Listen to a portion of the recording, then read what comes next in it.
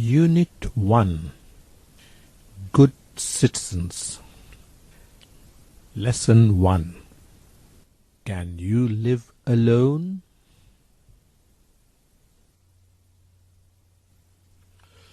Long ago, a young man found life in the family in his village full of problems and sufferings. Quarrels, ill feelings, jealousy, enmity, all were part of everyday life there. So he left his house and went to a jungle to live by himself. There he made a nice little hut with wood, bamboo, and reeds. "Ah, how happy I am here," said the man to himself. But one day he found some mice in his hut. The little creatures soon made holes in his blanket. So he brought a cat to kill the mice. The cat needed milk, so he brought a cow. The cow needed grass and hay, so he brought a cowboy. The cowboy needed food, so he took a wife to cook meals. Then children were born to them, and the man found himself again in a family. So nobody can live alone unless they are either angels or devils. People need food, shelter, companions, and cooperation. They need to help each other, and if they live in a family or community, their need can be fulfilled. Hence, living in society can make people good and happy citizens. As people live in a community or society, they often have problems. A family may have a problem with a particular member, a son or daughter who keeps bad company. So they discuss to solve the problem. To prevent theft or robberies, constant security measures are often necessary within the village or city area. A community may have a problem like they don't have a primary school in the village or locality. So the people need to discuss the issue in a meeting and find out how to set up a school for their children. Cooking should not be exclusively a woman's job. Young learners must cultivate virtues and acquire knowledge and skills to prepare themselves to carry out their roles as good citizens. So they need to study formally in the institutions. To establish peace and harmony among the people in a locality or village, often experienced elderly people mediate between quarreling people.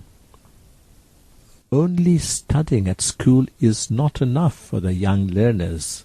They must also acquire knowledge and skills at home as well as from media, clubs, sports, libraries, and so on.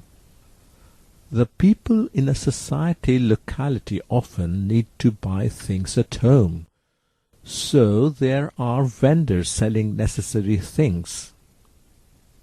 In a village or locality, often roads need resurfacing for easy movement of people and transport. Side by side with acquiring knowledge and skills, the youths must cultivate good qualities like having genuine sympathy for the weak and the poor, helping the needy, showing respect for others, and having a strong sense of dignity of work. Lesson 2. Knowledge, Skills and Attitudes. To be a good citizen, you have to prepare yourself to do good work in society.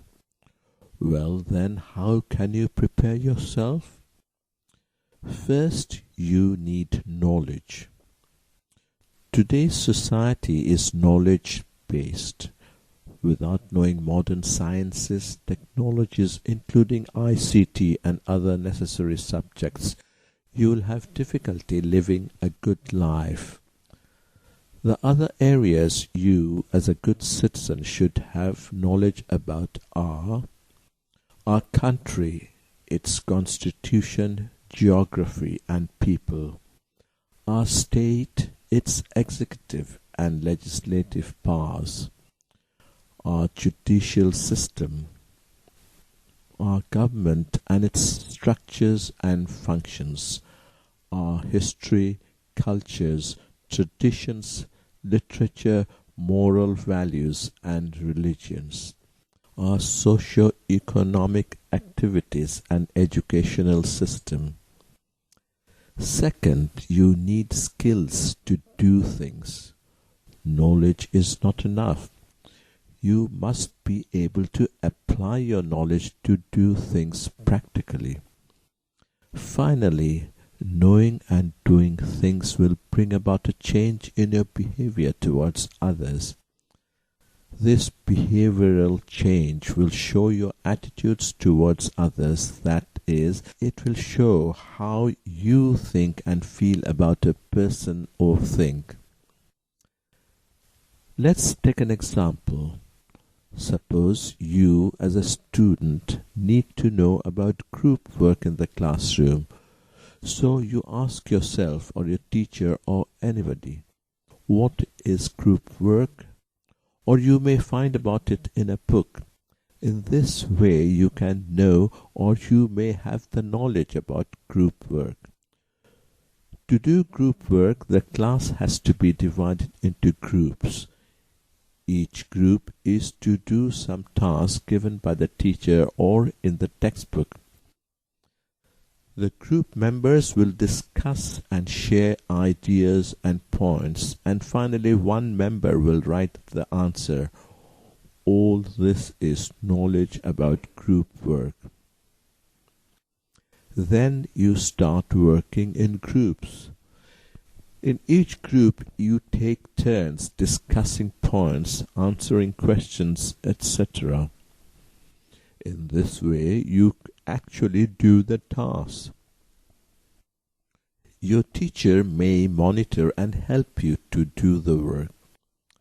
Lastly, through regular group work, it is expected that there will be noticeable changes in your behavior.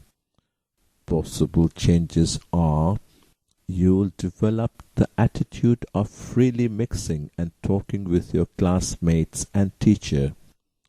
Your shyness will gradually disappear. You will develop the attitude of helping and cooperating with each other. You will learn to behave in a democratic way. Most importantly, these behavioral changes taking place in you inside the classroom will be carried over outside the classroom in real-life situations. Abraham Lincoln, a former President of the United States, advocates a government of the people, by the people, and for the people. This means that the people have the right to control their government. Two students are making a kite with colored paper, sticks, glue, and string. Tisha's room was always messy. She could not find things easily. Recently she has visited her cousin Ritu in Chittagong. She saw that Ritu's room was very neat and tidy. Everything was exactly in its place. Ritu instantly finds what she wants.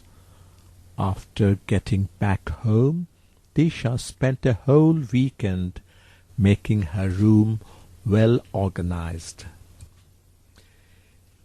It is the duty of every citizen to observe the Constitution and laws, to maintain discipline, to perform public duties, and to protect public properties. Students in pairs are acting out a dialogue in a class. Molly is back from school. She is very hungry and looks exhausted.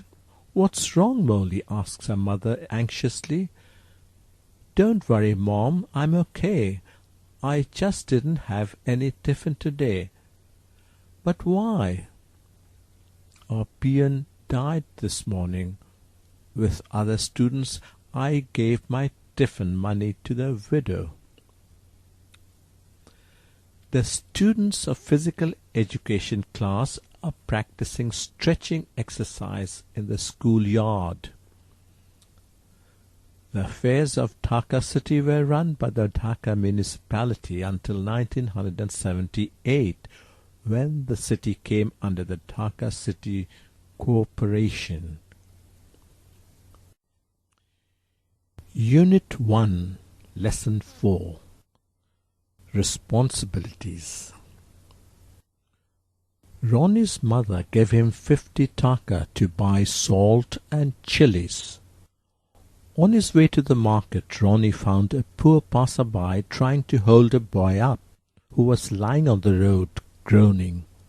Coming near, Ronnie saw that it was his classmate Taneem, who was hit by a speeding motorbike. Immediately he called a baby taxi and took Taneem to a clinic. From there he phoned Taneem's parents. When they came to the clinic, Ronnie returned home without salt and chilies. He paid the money to the taxi driver. What is responsibility?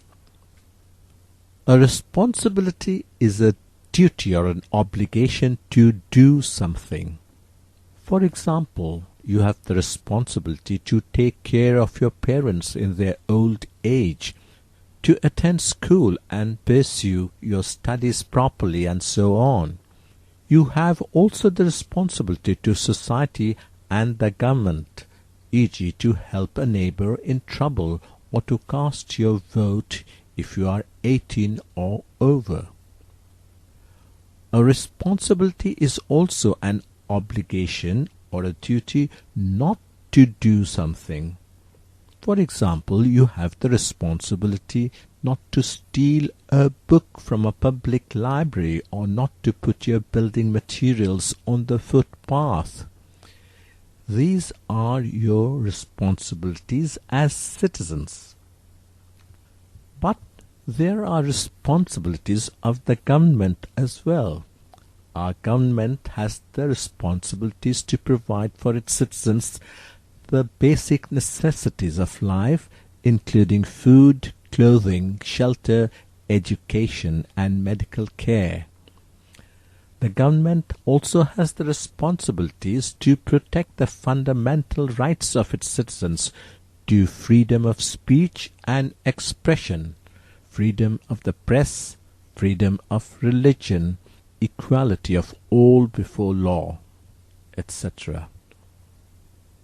The knowledge, skills, and attitudes you have gained at home, at school, and in society will help you to accept your responsibilities and to carry them out effectively. Remember, discharging your responsibilities will be good for you, good for your family and friends, and good for your society and country as a whole.